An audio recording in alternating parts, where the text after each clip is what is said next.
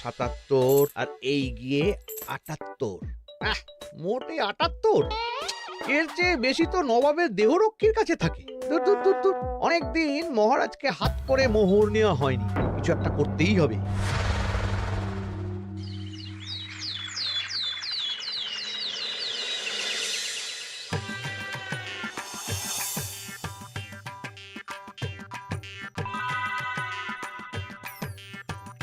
কই গো, কিছু কি ঠিক করলে?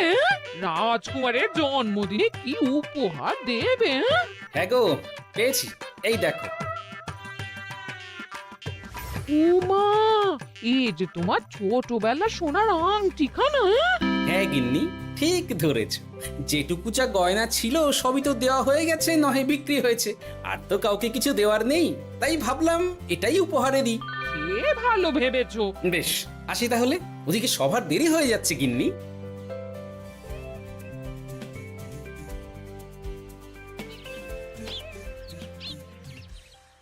আচ্ছা শোনো, একটা কথা বলতে ভুলে গেছিলাম, আজ একটু তাড়াতাড়ি বাড়ি এসো। শাড়িওয়ালাকে আসতে বলেছি দুপুরে। আবার শাড়িওয়ালা কেন? আরে তুমি ভুলে গেলে, সামনে আমার বোনদির বিয়ে, তার জন্য নতুন শাড়ি লাগবে না গো। একমাত্র বড় মাসির মেয়ে বলে কথা।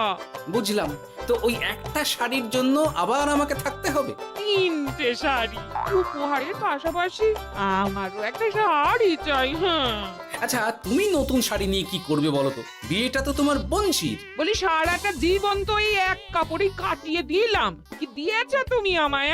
কেন, এই নিজেকে? আমার মতো স্বামী আর কোথাও পাবে? ও সব মন ভোলানো কথায় আর চিড়ে ভিজবে না, তাড়াতাড়ি আসবে বলে দিলাম। হ্যাঁ অগত্যা।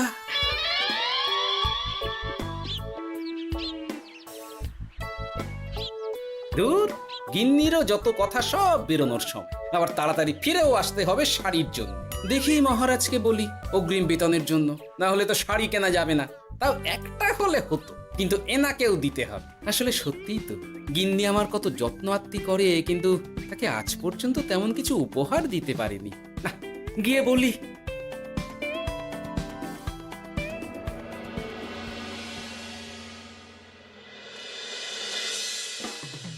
রাজকুমারের জন্মদিন উপলক্ষে যে আপনারা এত উপহার এনেছেন তার জন্য অনেক ধন্যবাদ। আপনাদের সকলের আশীর্বাদ ও ভালোবাসা আমি রাজকুমারের কাছে পৌঁছে দেব। এ আর এমন কি মহারাজ, জানেনই তো রাজকুমার আমাদের সকলের কাছে কত প্রিয়। ঠিক ঠিক। কিন্তু আমি অবাক হচ্ছি, আপনার প্রিয় গোপাল জন্মদিন ভুলে গেছে দেখে এখনো পর্যন্ত তার কোনো পাত্তাই নেই। হ্যাঁ তাই তো, গোপাল আসেনি কেন? এসে গেছি মহারাজ। তা বলি, এসে তো উদ্ধার করে দিয়েছো, আজ রাজকুমারের জন্মদিন, সে কথা কি মাথায় আছে? ক্ষমা করবেন মহারাজ, আসলে ওই রাজকুমারের উপহার আর গিন্নির আবদার এসবের জন্যই আমার দেরি হয়ে গেল আর কি। এই নিন রানীমা, আমার তরফ থেকে রাজকুমারের জন্য ছোট্ট উপহার। অনেক অনেক ধন্যবাদ গোপাল। তবে মহারাজ, আমারও একটা অনুরোধ ছিল। কি? আমাকে যদি অগ্রিম বেতন হিসাবে কিছু মোহর দেন, তাই নিয়ে আমাকে একটু তাড়াতাড়ি বাড়ি ফিরতে হবে। উনি বলবেন আর ওনাকে দিতে হবে, মামা বাড়ির আবদার।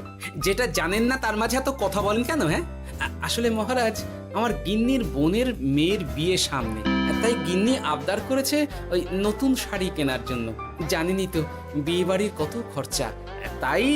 এ তো খুব ভালো কথা, কিন্তু অগ্রিম বেতন কেন?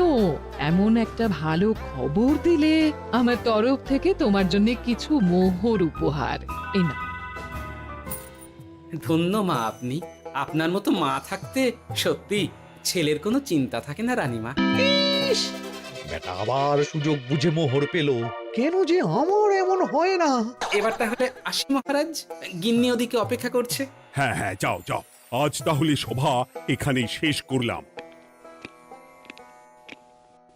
মহারাজ, আপনার সাথে আমার একান্তে কিছু কথা আছে, আমি অন্দরমহলে গেলাম। রানীমার আবার হঠাৎ কি হলো, ব্যাপারটা দেখতে হচ্ছে।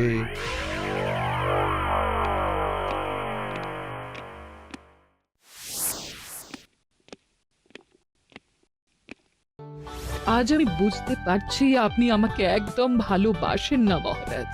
ও কি কথা বলছো রানী? একদম ঠিক বলছি। নিজের গিন্নির আবদার মেটানোর জন্য গোপাল কত ভাবে, নতুন শাড়ি কিনে দেওয়ার জন্য অগ্রিম বেতন অব্দি চাইলো, আর আপনি? আমি তো রাজা, আমি কেন বেতন চাইবো? সেটাই তো, রাজা হয়েও আপনি কখনো এমন কিচ্ছু করেননি, কিচ্ছু না। আহা, রাগ করে না। আমি তোমাকে সব থেকে সুন্দর শাড়ি উপহার দেব, একেবারে সোনার সুতোর কাজ করা মুক্ত বসানো শাড়ি। এমন শাড়ি কেউ কখনো দেখেনি। ও মা, সত্যি? আচ্ছা, এই ব্যাপার। গোপালের কথা শুনে এবার মহারাজ ও রানীমাকে উপহার দেবে? ধুর, আমারই ভাগ্যটা খারাপ।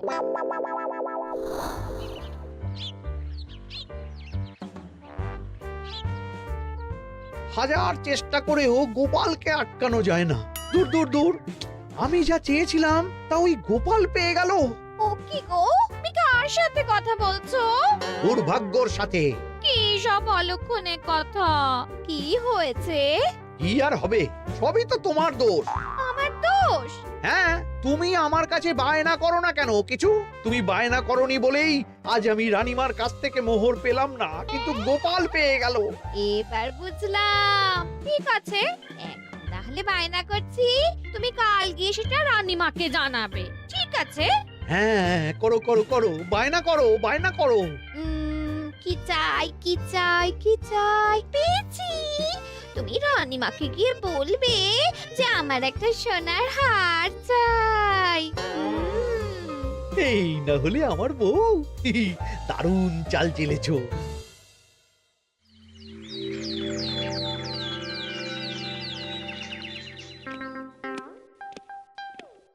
কি গো মন্ত্রী, আজ যে তুমি দেরি করলে বড়। আগে মহারাজ, আমাকে সময় নিয়ে শোনাতে শোনাতে মন্ত্রীমশাইয়ের মনে হয় নিজেরই সময় জ্ঞান খারাপ হয়ে গেছে। তুমি থামো তো মহারাজ, আমারও খুব বড় একটা বিপদ হয়ে গেছে। একমাত্র রানীমাই আমাকে বাঁচাতে পারবেন। আমাকে একটু ওনার সাথে দেখা করার অনুমতি দিন মহারাজ। কিন্তু তোমাদের রানীমা তো এখানে নেই। আসলে জানোই তো যে কুমার অনেক দূরে থাকে, তাই গতকাল রাতেই রওনা দিয়েছে। সে কি, রানীমা নেই? এবার কি হবে আমার? কেন কেন কেন, কি হয়েছে? আসলে মহারাজ, আমার বউ আমার কাছে সোনার হার গড়িয়ে দেওয়ার বায়না করেছে, তাই আমার। বুঝেছি বুঝেছি, চুপ করো তুমি। এখন তোমাকে মোহর দিতে পারবো না। কেন মহারাজ? পরের মাসে দিতে পারবো। আসলে তোমাদের রানীমাকে সোনার সুতো দিয়ে কাজ করা এক শাড়ি উপহার করেছি সদ্য, যার জন্য অনেক খরচ হয়ে গেছে। তাহলে আমার সোনার হার পরের মাসে গড়িয়ে দিও। এটা তো ঠিক না। গোপাল আপনার প্রিয় বলে যখন যা চায় তখনই সাথে সাথেই পেয়ে যায়, আর আমার বেলায় এমন। এমন কোনো ব্যাপার নয় মন্ত্রী। মহারাজ, আপনি বরং আমাকে দেওয়া মোহরগুলো আমার অগ্রিম বেতন হিসেবে ধরুন, না হলে মন্ত্রীমশাই এমন অভিযোগ বারবার করবেন। আহা গোপাল, তোমাকে তো স্বয়ং রানীমা উপহার দিয়েছেন, এসব কিছু করতে হবে না। যেমন আছে তেমনই থাক। ঠিক আছে, আমিও দেখে নেব পরে। কি দেখে নেবে মন্ত্রী? না না, ও কিছু না মহারাজ, পরেই দেখে হার গড়ানোর কথা বলছি। না, মন্ত্রীর হাবভাব মোটেই ঠিক ভালো লাগছে না। বেটা মনে মনে নিশ্চয়ই কোনো ফন্দি আটছে আমার বিরুদ্ধে। কিছু একটা করতেই হবে। গোপালের ওই মোহর উপহার পাওয়াটা আমি কিছুতেই মেনে নিতে পারছি না। একটু মাথা খাটাই, একটু মাথা খাটাই। উপায় পেয়েছি। আমাকে এখনই নবাবের কাছে গিয়ে মহারাজের নামে বলতে হবে।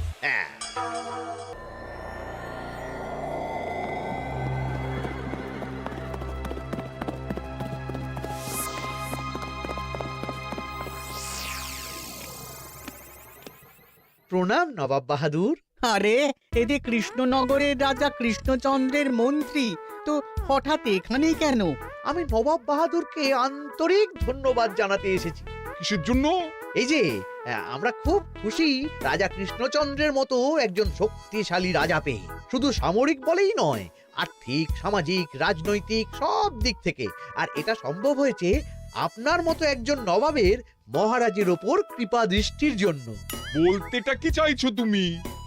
তেমন কিছুই না, আপনার গুণগান করছি। নইলে আপনিই বলুন না, আমাদের মহারাজ কখনো সোনার সুতোয় বোনা মুক্তোর কাজ করা শাড়ি কিনে রানীমাকে উপহার দিতে পারে? কি সোনার শাড়ি? হ্যাঁ, এমন দামি শাড়ি যা হয়তো নবাবের কাছেও নেই। ঠিক আছে, তুমি এখন আসতে পারো। আর শোনো, আমি তোমাদের রাজ্য পরিদর্শনের জন্য লোক পাঠাবো। কবে কখন সেটা কাল তোমাদের সূচনা পাঠিয়ে দেবো, কেমন? তো ঠিক জায়গাতেই আগুনটা ধরিয়েছি মনে হচ্ছে। বেশ, ব্যাপারটা আমার মোটেই ঠিক লাগছে না উজির। কৃষ্ণচন্দ্রর মতো এক সামান্য রাজা এত দামি শাড়ি কিনলো কি করে? কালো বাজারি করছে না তো? আমিও একই কথা ভাবছিলাম হুজুর। এক কাজ করো, কালকে কৃষ্ণনগরে খবর পাঠাও। 2 দিন পর রাজকার্য পরিদর্শনের জন্য তুমি সেখানে যাবে। সব খতিয়ে দেখবে, আর কিছু বেগতিক বা গরমিল দেখলে সেটা বাজেয়াপ্ত করে নেবে, কেমন? আর কে হুজুর?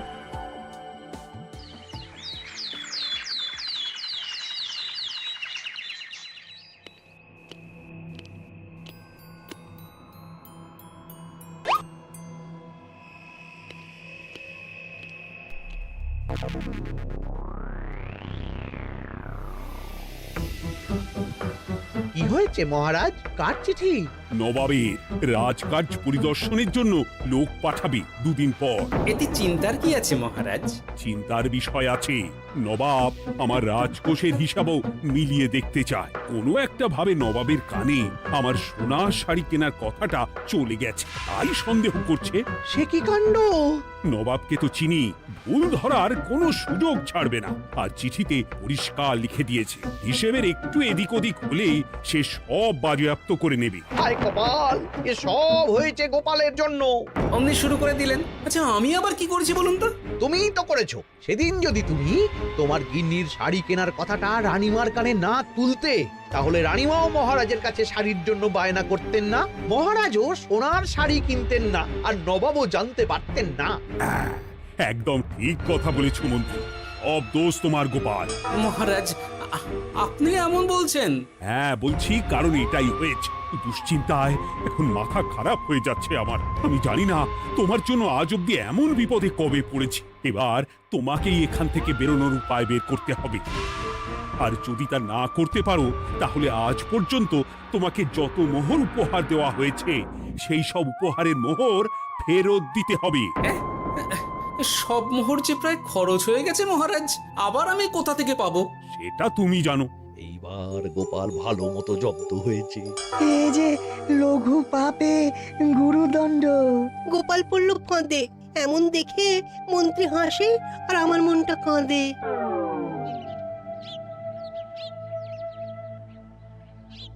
এখানে বসে কি করছো গো গিন্নি? এসে পড়েছ? ওমা, তোমার মুখটা এমন শুকনো দেখাচ্ছে কেন?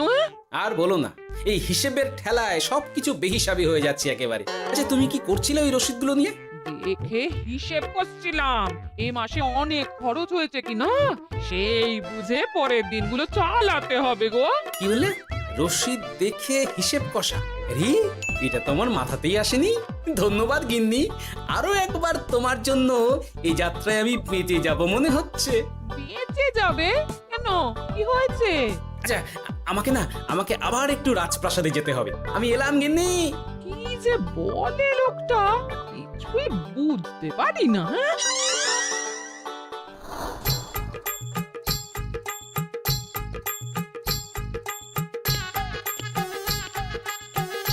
আসতে পারি মহারাজ? এ কি গোপাল, তুমি? আর কোনো চিন্তা নেই মহারাজ, নবাবকে হিসেব বোঝানোর উপায় পেয়ে গেছি। কি বলছো? কি উপায়? এই দুদিনে আপনি শুধু সকল প্রজাদের কাছ থেকে পুরনো রসিদ সংগ্রহ করুন, তাহলেই কেল্লা ফতে। তাই নাকি? আর নয়তো কি? তবে এ ব্যাপারে মন্ত্রী মশাইকে কিন্তু কিচ্ছু জানতে দেওয়া যাবে না। শুধু আমি যা বলছি তাই করুন মহারাজ। সে তো বুঝলাম, কিন্তু প্রজাদের থেকে পুরনো রসিদ সংগ্রহের কথা ঘোষণা করলেই মন্ত্রী এমনিই জানতে পেরে যাবে। চিন্তা করবেন না মহারাজ, আমার কাছে এটারও উপায় আছে। আপনি শুধু খেয়াল রাখবেন যাতে এই কথা 5 কান না হয়। বাকিটা ভরসা রাখুন, কৃষ্ণনগরের একটা ঘাসও নবাব বাজেয়াপ্ত করতে পারবে না।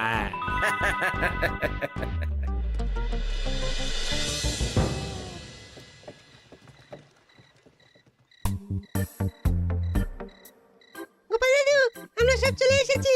ভালো সময় এসেছিস। তোদের দাদুর ভবিষ্যৎ এখন তোদেরই হাতে। এমন করে বলছো কেন দাদু? আমরা থাকতে তোমার কিচ্ছু হবে না, শুধু বলো না কি করতে হবে। জানি তো, তোদের যেটা করতে হবে সেটা হলো সবার বাড়ি বাড়ি গিয়ে পুরনো রসিদ সংগ্রহ করতে হবে।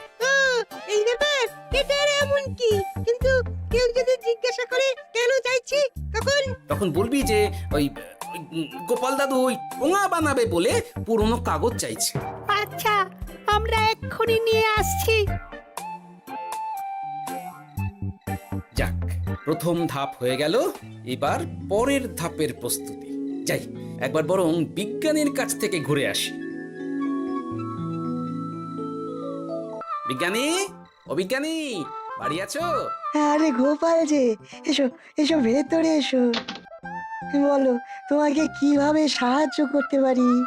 তোমার কাছে কালি মোছা যায় এমন কোনো কিছু আছে? কালি মোছার জিনিস? হ্যাঁ, একটা তরল রাসায়নিক পদার্থ আছে যেটা সব ধরনের কালি তুলে ফেলে। দাঁড়াও দিচ্ছি।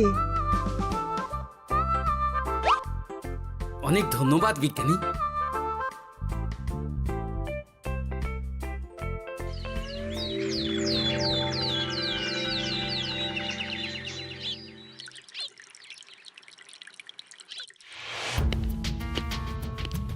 আসুন আসুন, আপনার জন্যই তো অপেক্ষা করছিলাম। তাই নাকি? এতটা পথ উনি এসেছেন, আগে ওনার জন্য শরবত ও মিষ্টির ব্যবস্থা করি। এই যে মহারাজ, আমি জল মিষ্টির ব্যবস্থা করে এনেছি, এটাও সাথে নিন। এটা কি? কেন, হিসেব ভোলা ময়রা পাঠিয়েছে এই মিষ্টি ও শরবতের দাম।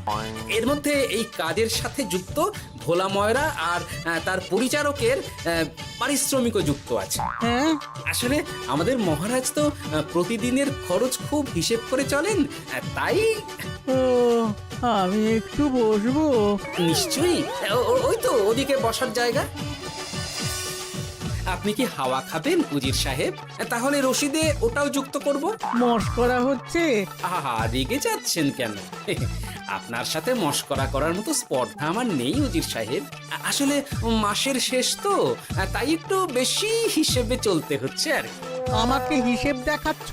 আর রাজা কৃষ্ণচন্দ্র যে সোনার সুতোয় বোনা শাড়ি কিনতে পারলো, সেটার হিসেব কোথায়? একটা সামান্য রাজা এত অর্থ পায় কোথা থেকে? এ আবার কেমন কথা? মহারাজ যা কিনেছেন সেটা তো তার জমানো অর্থ দিয়েই কেনা। আমি বিপথে কোনো কাজ করি না। সেটা তো রাজকোষের হিসেব দেখলেই বোঝা যাবে। শুনে রাখো গোপাল, একটুও যদি হিসেব এদিক ওদিক দেখি না, তাহলে সব বাজেয়াপ্ত করে দেব। কোনো চালাকি নয়, কোনো চালাকি নয়। বেশ, তবে করুন হিসেব। আমাদের কাছে কিন্তু সব কিছুর রসিদ আছে। কই গো, আনো সব, আনো আনো।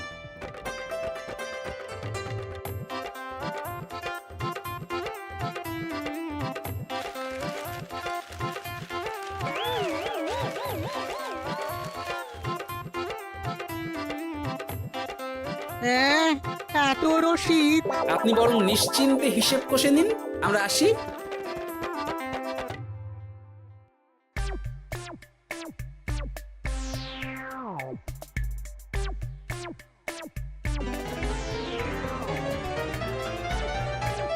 বাবারে, এত হিসেব কষে কষে তো মাথা ঝিমঝিম করছে, খিদেতেও পেট চুই চুই করছে। আপনার হিসেব কত দূর উজির সাহেব? আমাকে এখান থেকে নিয়ে চলো গোপাল, আমি আর পারছি না। ও কি, অঙ্ক কষে কষে তো আপনার সব শক্তি শেষ হয়ে গেছে দেখছি। আচ্ছা চলুন চলুন চলুন, কিছু মুখে দিয়ে দিন, তাহলেই শক্তি আসবে। তাই চলো।